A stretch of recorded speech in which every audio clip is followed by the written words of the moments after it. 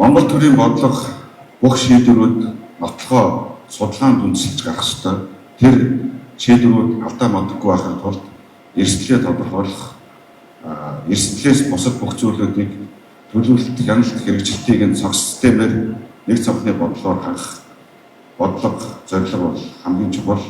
Төлөвлөлтөөс хавлаад тайлбарлалт үүсгэх бид нарт эрсдэлтэй зүйл, самсргүй зүйл аль болох бага байх ёстой. Ингэж бидний салбар дундын уялдаа хангагдаж одоо шинээр эмгэлэн зохион байгуулагдсан шинэ бүтэц бүхий энэ засгийн газрын бодлого амьдрал дээр хэрэгжихэд илүү төхөн болно гэж ойлгож байна. Цаашдаа бид нар энэ олон улсын үйл ажиллагаанд ялангуяа энэ Азийн бүтээмжийн холбоотой хамтраад бид нар энэ төлөвлөлт, хяналт, үнэлгээний шинэ системийг энэ газарт нэвтрүүлэхээр ажиллаж байгаа. 25 онд бас нэлээд ахиц гаргана гэж төлөвлөж байгаа. Нэг талаараа төлөвлөлт, хяналт, үнэлгээний шинэ системийг нэвтрүүлээд нөгөө талаараа бид нар энэ өнөөдөр яригдж эхэлж байгаа энэ эрсдлийн удирдлагын менежментийн шинэ тогтолцоог нэвтрүүлж чадсанаар засгийн газрын бодлого хөтөлбөрийн төлөвлөлт дараагийн шинэ шатанд гарна гэж ойлгож байгаа.